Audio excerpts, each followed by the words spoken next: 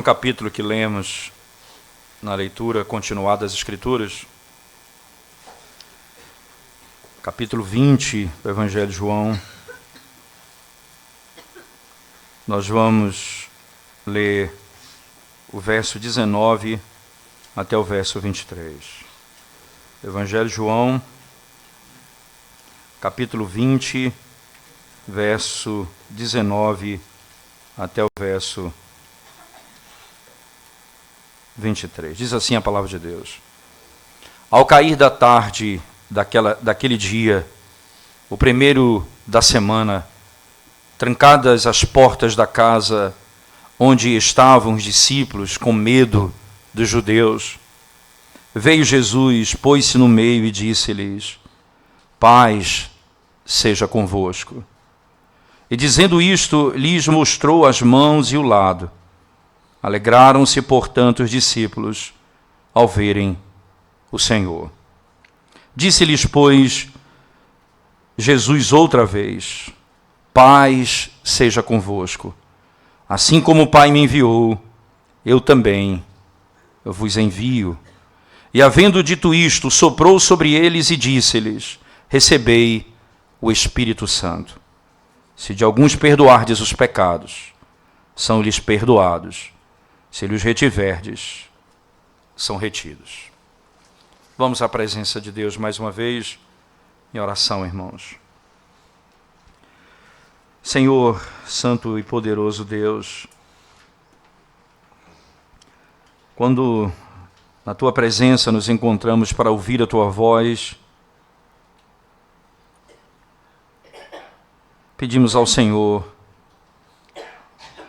que proclame a Tua paz no meio da congregação. Que a voz do Senhor, no meio da alma, do espírito angustiado, cheio de terror e temor, seja aquela que o Senhor proclamou quando os discípulos estavam cheios de medo. Paz seja convosco. Que a Tua paz se faça ouvir essa noite. E então, certamente, saberemos o que significa ter a paz de Deus. Abençoa o Teu povo, edifica a Tua igreja, glorifica o Teu nome. É o que nós te pedimos essa noite, em nome de Jesus. Amém.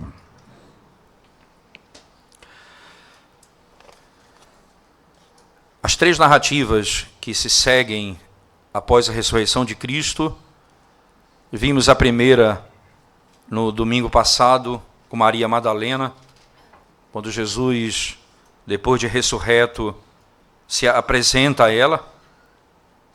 Agora nós encontramos Jesus diante dos seus discípulos.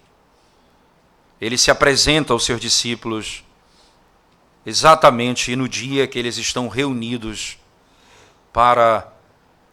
como congregados, como aterrorizados e cheios de medo, como diz o texto.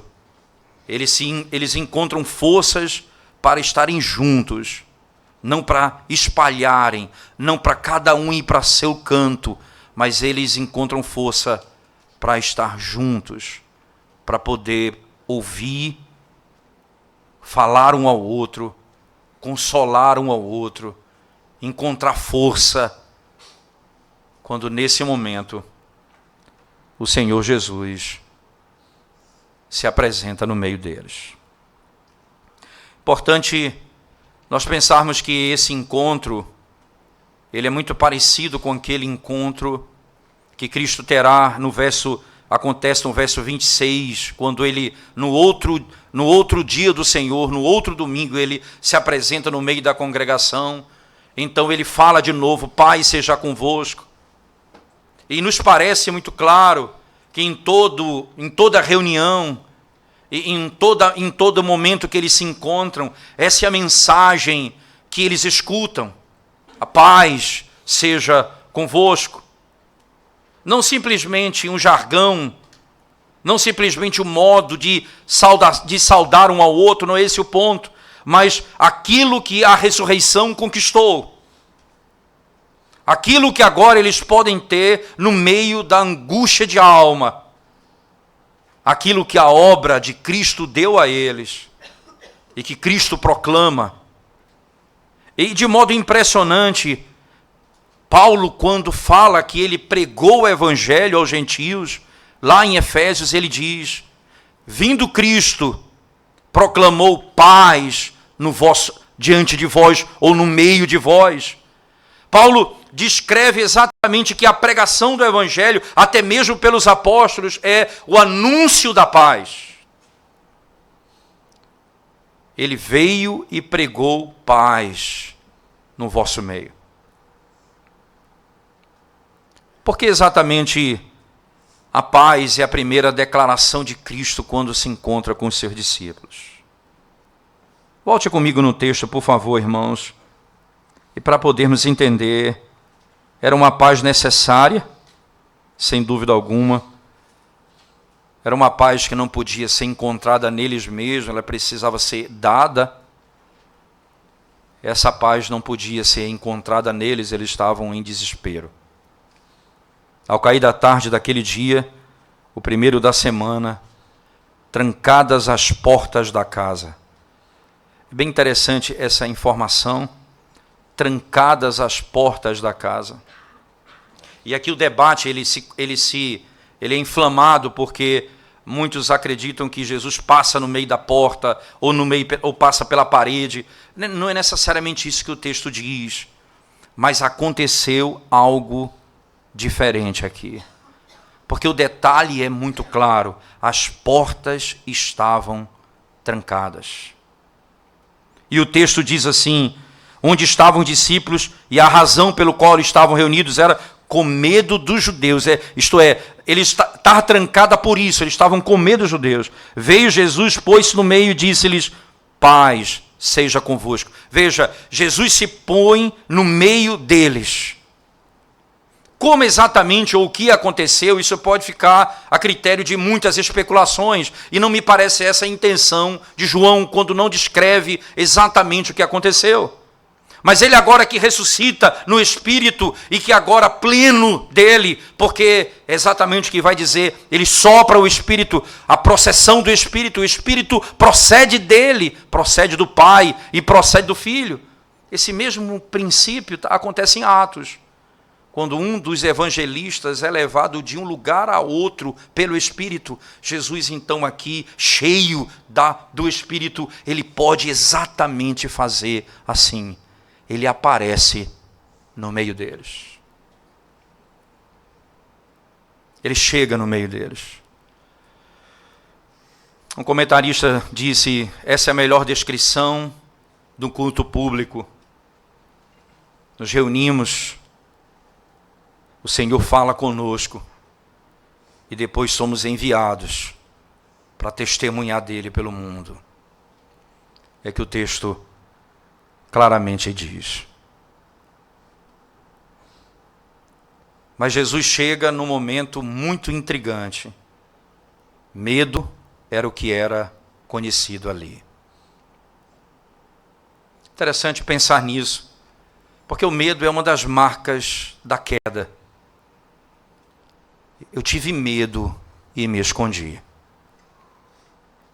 Aqui, os discípulos têm medo, especificamente dos judeus que mataram o seu mestre, certamente matarão os seus discípulos. Eles têm medo do que vai acontecer. Eles têm medo do que pode acontecer com eles. Eles têm medo do resultado disso tudo.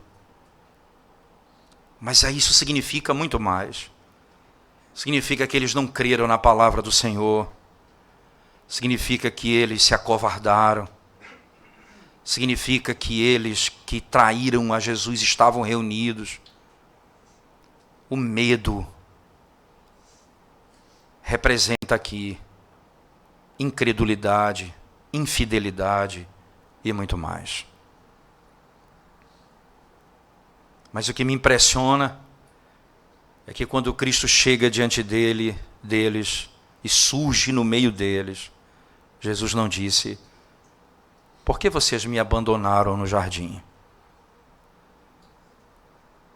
Jesus não disse: que vergonha, com medo. Jesus não olhou para eles e disse: por que vocês se apartaram de mim? Por que vocês não creram na minha palavra, que eu disse que ressuscitaria ao terceiro dia? Jesus chega e diz: paz seja convosco.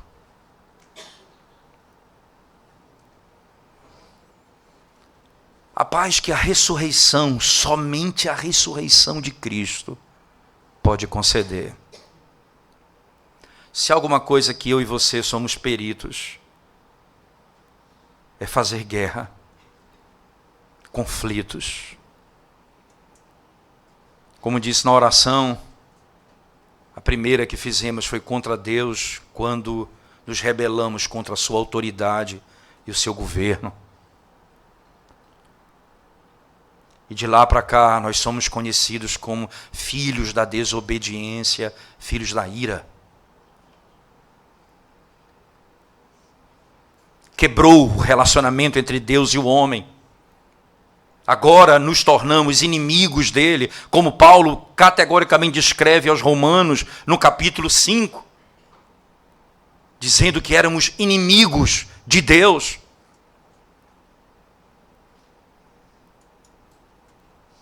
Então essa é a nossa natureza, essa é a nossa perspectiva. Inimigos de Deus, levantamos e criamos guerras contra o nosso Deus.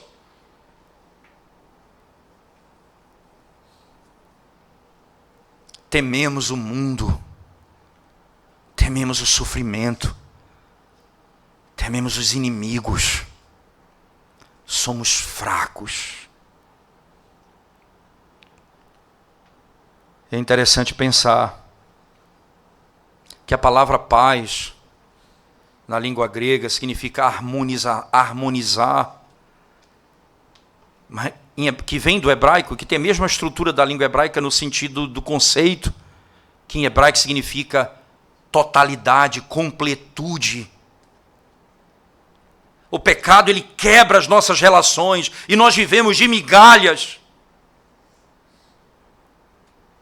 É por isso que a obra da ressurreição, quando Cristo morre na cruz do Calvário, lembra? Ele leva sobre si a maldição da criação, uma coroa de espinhos, porque na maldição que Deus lança sobre a criação, ele diz: a terra produzirá espinhos, ele leva sobre si. Quando ele morre, os céus ficam escuros, trevas, como quando Deus cria o mundo.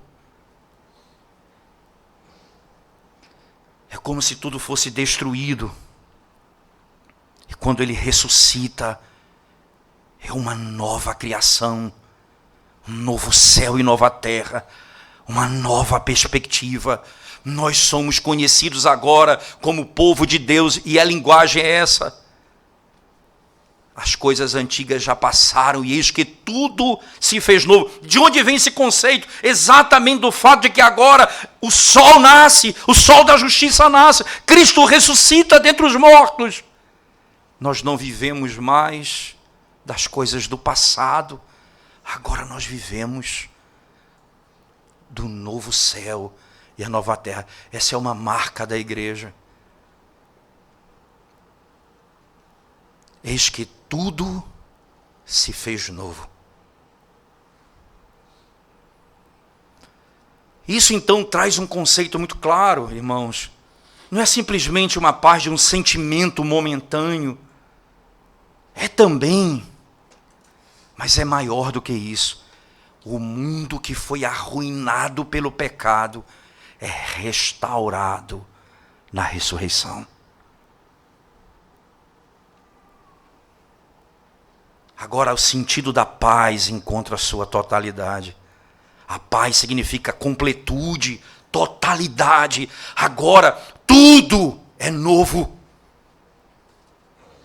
Tanto é que nós somos o povo de Deus, e a Bíblia diz isso, tudo se fez novo, e nós aguardamos um novo céu e uma nova terra. Essa é a linguagem pós-ressurreição, tudo é novo.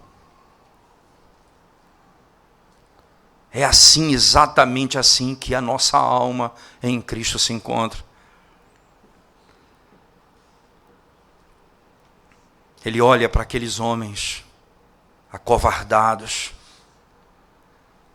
traidores, fracos. E ele diz: a paz seja convosco.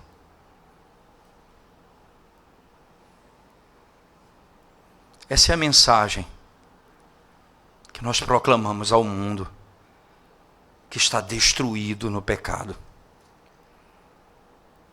arruinado na iniquidade. Nós pregamos a paz. Lembre-se, e é importante dizer, que essa paz não é a paz que o profeta certa vez disse.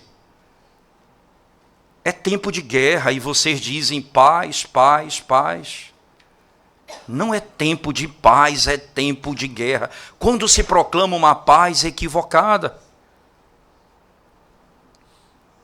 O que nós fazemos é guerra contra Deus. E Deus fez guerra contra os nossos verdadeiros inimigos. Em Cristo, Ele destrói o diabo, o pecado e o mundo. Ele vence os nossos inimigos, então estabelece a paz. Esse é o reino de paz, que o mundo naturalmente não conhece. E interessante que o contexto é, eles estavam com medo dos judeus. Jesus diz: paz seja convosco. Mesmo diante da perseguição, você vai ter paz. Mesmo diante de enfrentar, mesmo diante do teu pior inimigo, a morte, você vai ter paz.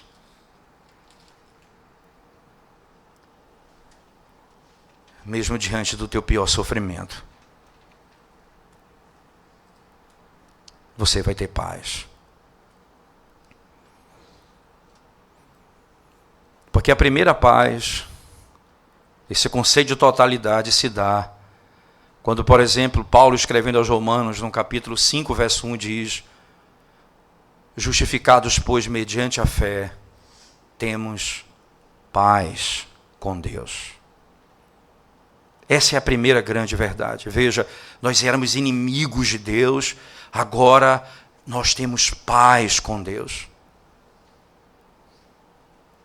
Então, tendo essa grande fratura da nossa relação, a maior de todas, resolvida, todas as outras coisas encontram equilíbrio. Veja, mesmo quando não tenho como viver, mesmo quando a morte está diante dos meus olhos, mesmo quando os inimigos se levantam contra mim, o fato de eu ter paz com Deus é o anúncio da paz que excede todo o entendimento.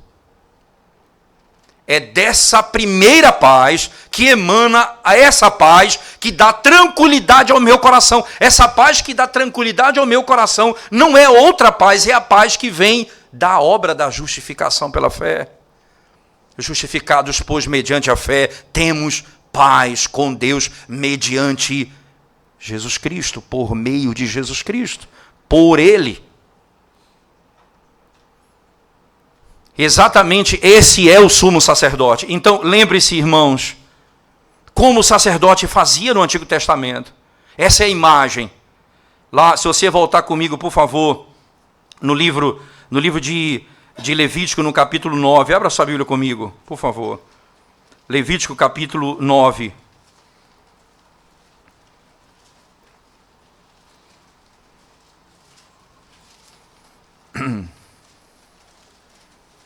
Verso 22 em diante, diz assim: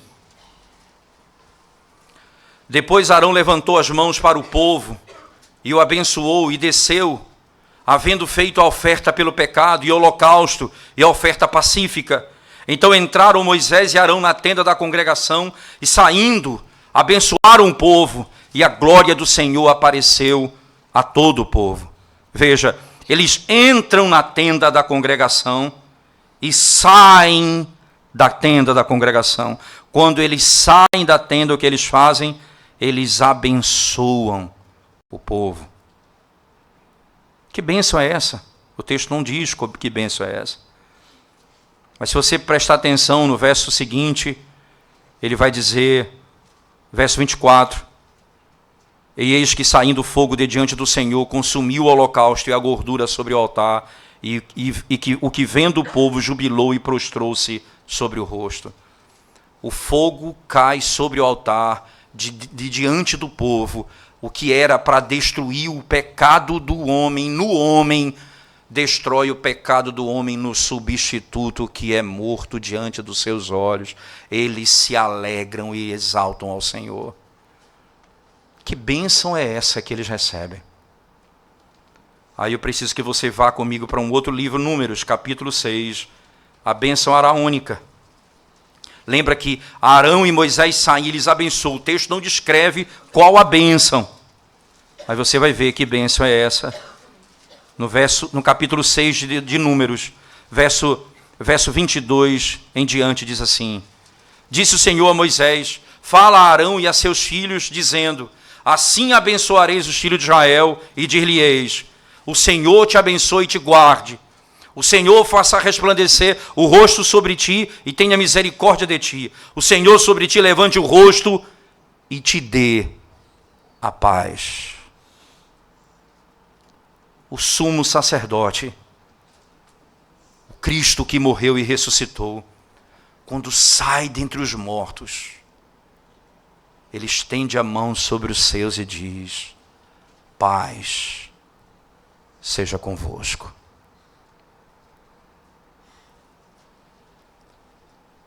Já não existe mais inimizade entre vocês e Deus, porque o Cordeiro foi morto em nosso lugar. Não há mais nada que nos condene, porque o Cordeiro foi condenado em nosso lugar. Daí você entende o que Jesus está fazendo aqui. Como sumo sacerdote, ele chega, depois de ter sido imolado, o Cordeiro que foi morto, no lugar do povo, ressuscita ao terceiro dia, fazendo tudo novo, completude, plenitude, e ele chega diante dos discípulos e diz: paz seja convosco.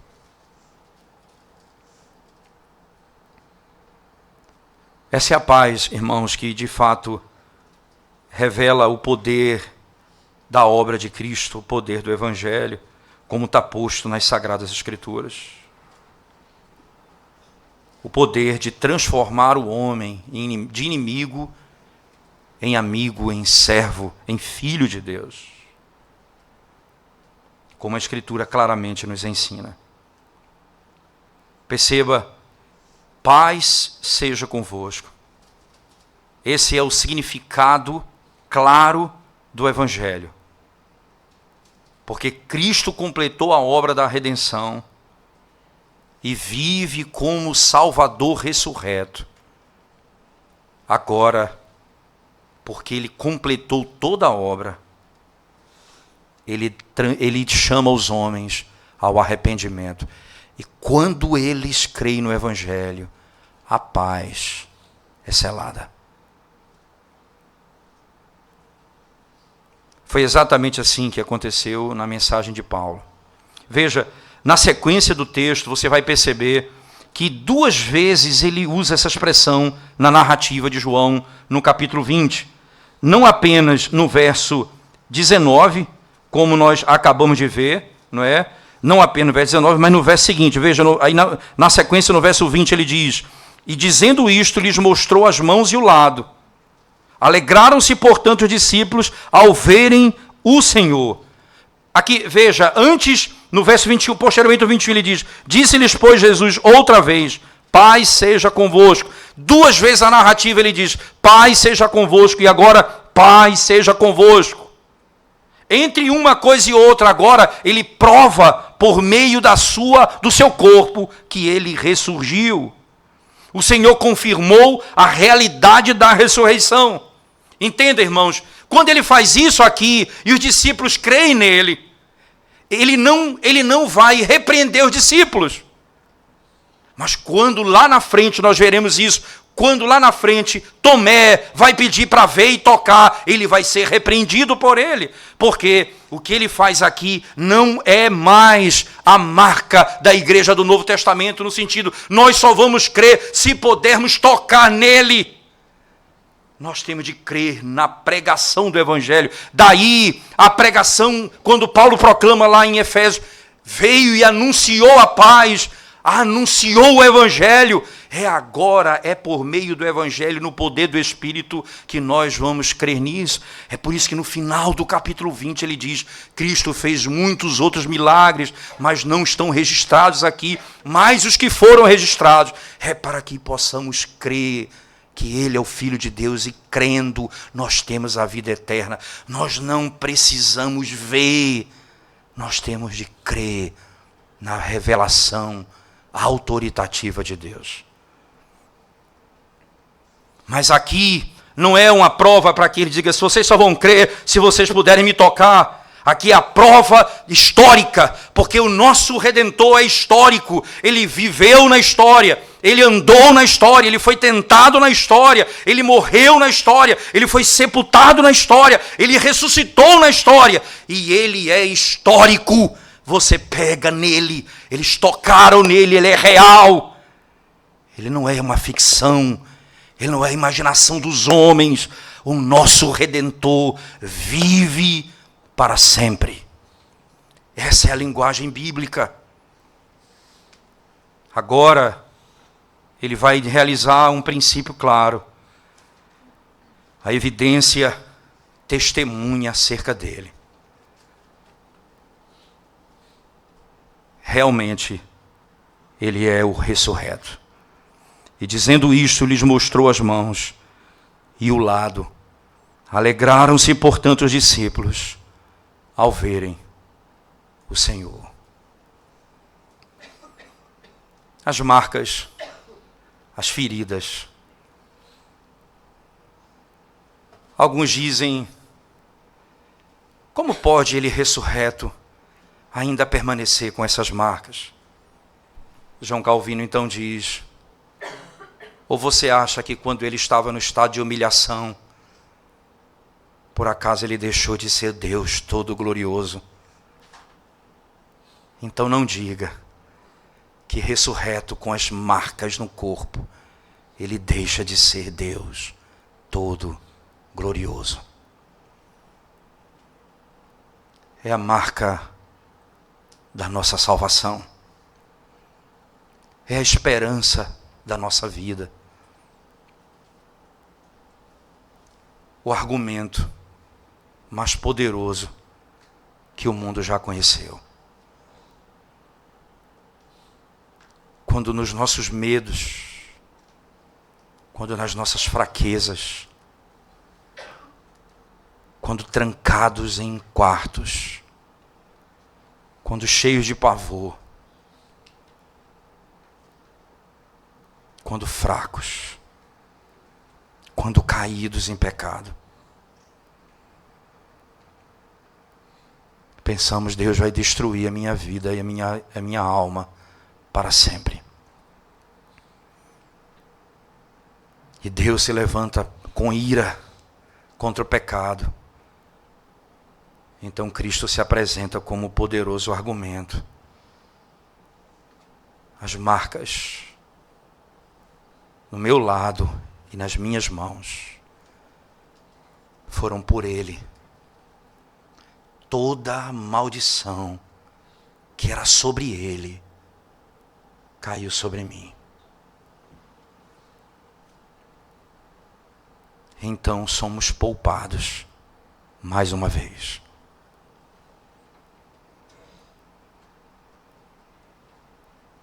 Daí você entende o poder do que ele diz. Paz seja convosco.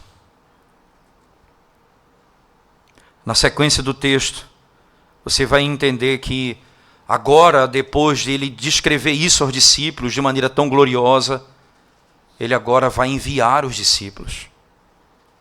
E é impressionante como o texto discorre no verso 21. Disse-lhes, pois, Jesus outra vez: Pai seja convosco, assim como o Pai me enviou, eu também vos envio. Que coisa impressionante isso aqui, irmãos. Coisa gloriosa essa verdade. Jesus comissionou os apóstolos como líderes da igreja para ir e pregar com a autoridade dada por ele. Ele disse: todo o poder me foi dado nos céus e na terra, agora ide por todo mundo, pregai o evangelho. Ele os envia. E perceba, o que João descreve, nós já vimos isso em outros textos que expomos em João, e agora isso encontra sentido maior aqui, quando João nos diz categoricamente que Jesus foi enviado de Deus. E o Espírito, veja na sequência, ele sopra o Espírito. Como o texto vai dizer em Atos, o Espírito procede dele. O Espírito procede do Pai e procede do Filho. O Pai envia o Filho. O Espírito é enviado pelo Pai e pelo Filho. O Filho envia os apóstolos.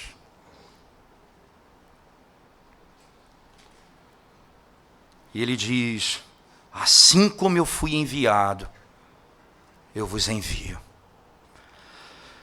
E aqui tem princípios importantes para nós, com respeito a missões, a pregação da palavra, amor aos homens, aos outros. Como foi que Cristo enviou? Como foi que Deus enviou o Filho? E assim ele envia os apóstolos, e assim nós somos enviados ao mundo. Ele enviou aos pecadores. Era dito, ele anda com pecadores.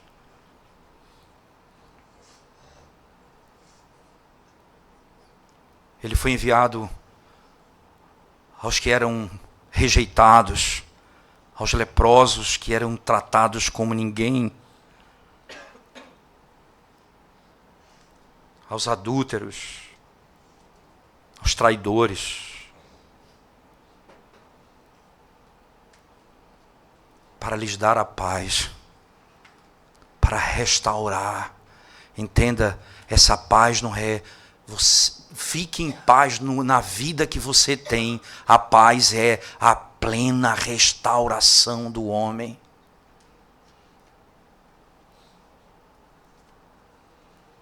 Nós somos enviados também. Certamente aqueles que são enviados em missões transculturais podem falar muito sobre isso. Eu tenho muita apreciação por um missionário da nossa igreja, Ronaldo Lidório. E um homem que Deus separou na nossa geração para um trabalho especial. Na África, esteve perto da morte muitas vezes, e o Senhor o livrou. E ele foi enviado para aqueles povos ali, que nunca ouviram falar do Evangelho. E Ronaldo traduziu a Bíblia para a língua concomba. E ficaram impressionados com aquilo, porque ele é um profundo conhecedor da língua grega, e então ele traduziu o Novo Testamento especificamente. E Ronaldo, como linguista, ele fez um trabalho impressionante, era na madrugada, e aí os estudiosos, perguntaram: como é que você fez isso? Que programa de computador você usou? Ele disse: eu usei um programa chamado BIC. BIC, B-I-C, BIC, é uma caneta. Na madrugada, ele passava a noite traduzindo do grego para a língua deles.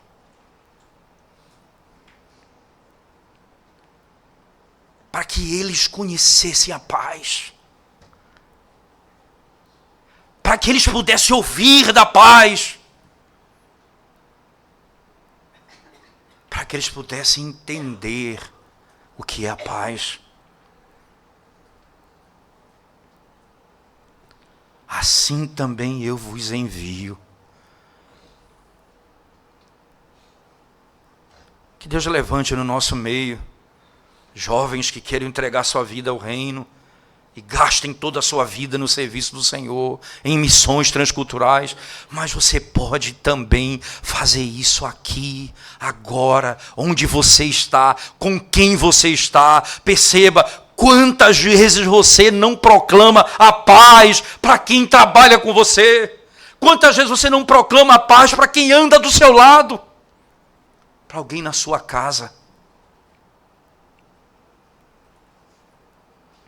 E nós temos a mensagem completa. Paz seja convosco. O Senhor os envia para esse serviço. Veja na sequência do texto, irmãos. E aí ele diz: eu também vos envio. E havendo dito isto, soprou sobre eles e disse-lhes: recebei o Espírito Santo. Recebei o Espírito Santo. O Senhor ressurreto, nessa declaração, antecipa o Pentecostes, em Atos 2, capítulo 2, verso 1 a 47. Naquele momento eles receberão poder ao descer sobre eles o Espírito Santo, e eles serão testemunhas em Jerusalém, Judeia, Samaria, até os confins da terra. Eles são enviados pelo Senhor. Entenda, irmãos, não há como você pregar a palavra sem o Espírito Santo. Essa é a lógica, esse é o princípio que ele está dizendo, não há como pregar a palavra sem o poder do Espírito. Nós não podemos fazer discursos, nós não podemos falar de coisas bonitas sem que o Espírito fale conosco, sem que o Espírito fale ao coração do homem. Não haverá salvação no nosso meio. Isso então quebra toda a nossa arrogância. Não é o preparo, não é a capacidade. Se o Espírito de Deus não falar, o Senhor não disse agora eu envio vocês, mas ele disse eu envio, recebei o Espírito e sejam minhas testemunhas, proclamem a salvação. Essa é a lógica da pregação. Há o chamado externo, que dominicalmente você escuta quando prego ou quando alguém prega o Evangelho e lhe chama ao arrependimento.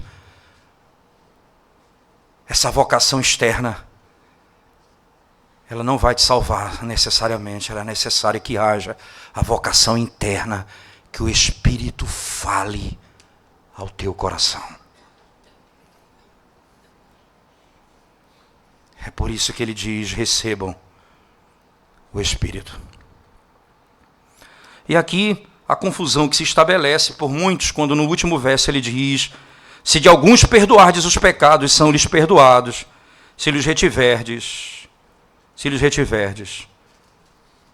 eles são retidos. Veja, irmãos, o pecado aqui que é declarado perdoado ou não perdoado, não é pelo homem, porque a Bíblia já nos ensina, só Deus tem poder para perdoar pecados. O homem não tem autoridade em si mesmo para perdoar pecados. Lá em Marcos, no Evangelho de Marcos, no capítulo 2, por favor, verso 7, abra sua Bíblia comigo, Marcos capítulo 2, verso 7, veja o que diz a Sagrada Escritura.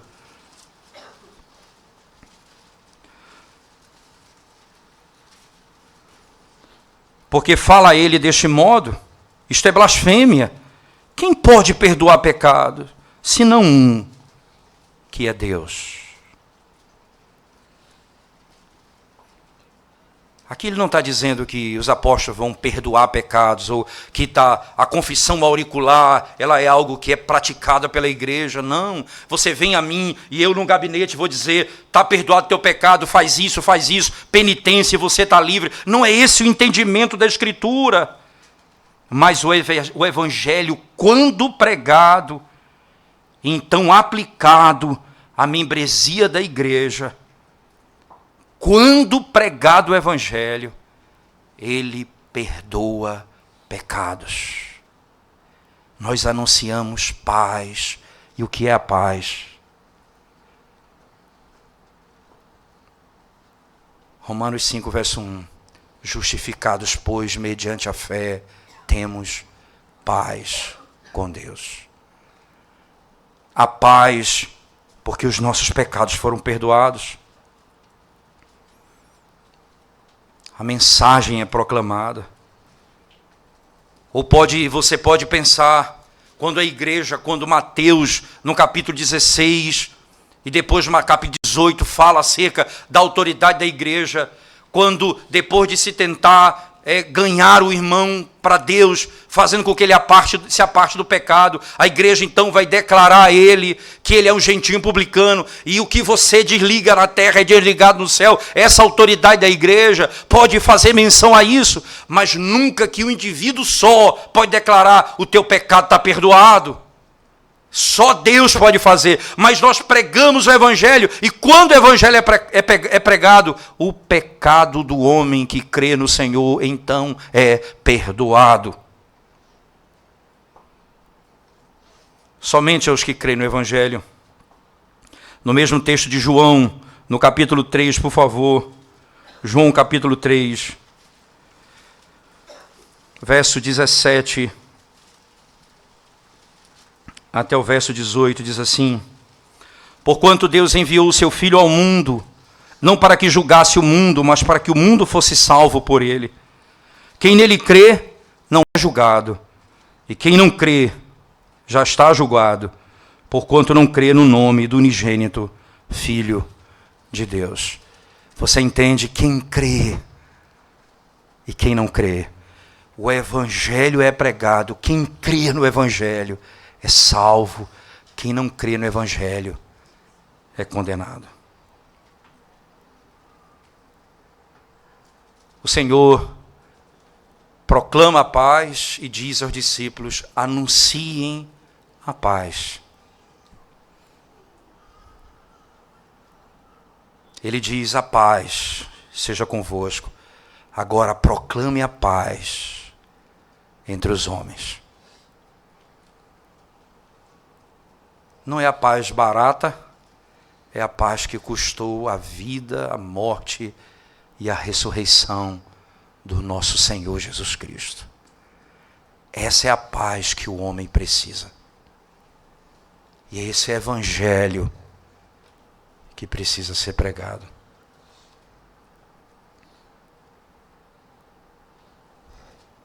Talvez você não esteja trancado num quarto, com medo dos judeus. Mas talvez você esteja trancado num quarto, porque pecou gravemente. Porque está com medo de uma enfermidade. Porque está com medo de perder o emprego. Eu não sei por que você está trancado, mas certamente alguns estão trancados com medo.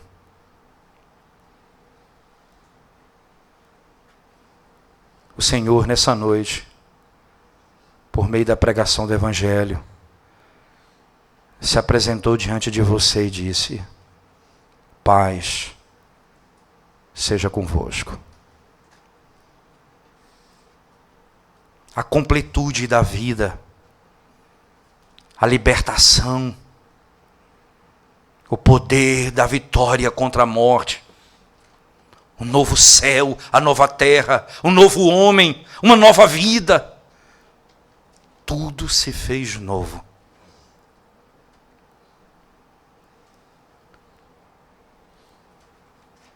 O Senhor não está dizendo para você: que covardia, que arrogância, que desprezo à minha lei. Senhor está dizendo: paz seja convosco. E exatamente isso que pode mudar a tua sorte hoje. Lembre-se, essa paz é proclamada dominicalmente no dia do Senhor, é pregada. E lembre-se, quando a palavra é pregada com fidelidade, é Cristo proclamando a paz no nosso meio. O texto que eu citei, mas eu faço questão de ler com vocês para encerrarmos. Efésios capítulo 2, por favor. Efésios capítulo 2.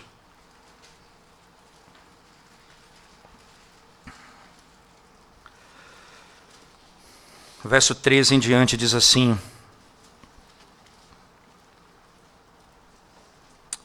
mas agora, em Cristo Jesus, vós que antes estáveis longe, fostes aproximados pelo sangue de Cristo, porque Ele é a nossa paz, o qual de ambos fez um, e tendo derribado a parede da separação que estava no meio, a inimizade, aboliu na sua carne a lei dos mandamentos na forma de ordenança, para que dos dois criasse em si mesmo um novo homem, fazendo a paz, e reconciliasse ambos em um só corpo com Deus, por intermédio da cruz, destruindo por ele a inimizade. Verso 17, e vindo, quem foi que veio? Cristo, e vindo, evangelizou paz a vós outros, que estáveis longe, e paz também aos que estavam perto. Porque por ele, ambos temos acesso ao Pai em um Espírito. Essa é a paz que nós temos. Agora ele vem e proclama paz. Quando ele sai, quando o sacerdote sai da tenda da congregação, ele estende a mão e proclama a paz. Quando Cristo sai de dentro, ele sai do túmulo da morte, ele chega aos seus discípulos e proclama a paz.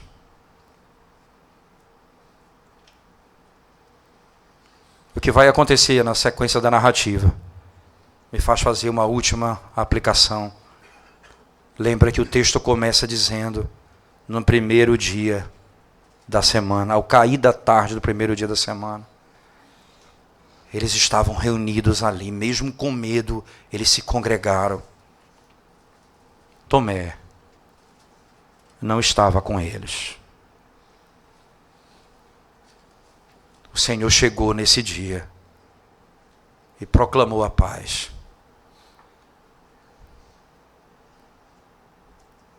Quando nós não estamos na presença de Deus para ouvir a sua voz, ouvir a paz do Evangelho,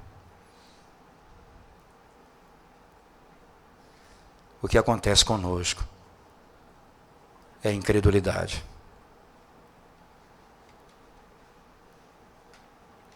Se você quer ouvir a paz de Deus, venha à casa do Senhor, no dia do Senhor, e escute a voz do Senhor, que fala contigo a paz que excede todo o entendimento. O que é que dá paz a você que não tem Cristo? O que é que garante a tua paz? Eu preciso dizer isso a você sem medo de errar, irmãos. A aparente tranquilidade da tua alma não é a paz que o Evangelho fala. Você pode estar tranquilo na tua iniquidade, em paz na tua morte, mas você ainda não conhece o terror de não ter paz com Deus. Por isso hoje, o Senhor proclama o seu evangelho e diz a você: se você crer no seu nome, você é salvo. E a paz então será estabelecida.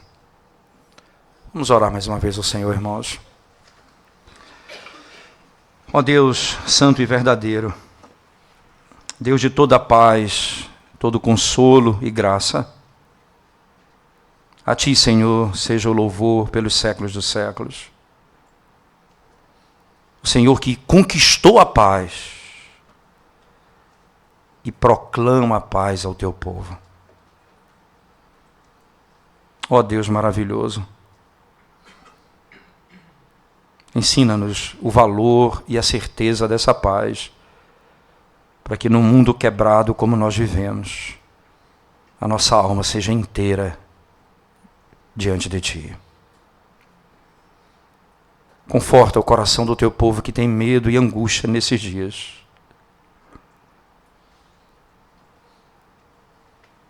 E fala da Tua paz, pelo Teu Espírito, aos seus corações. Em nome de Jesus nós oramos. Amém.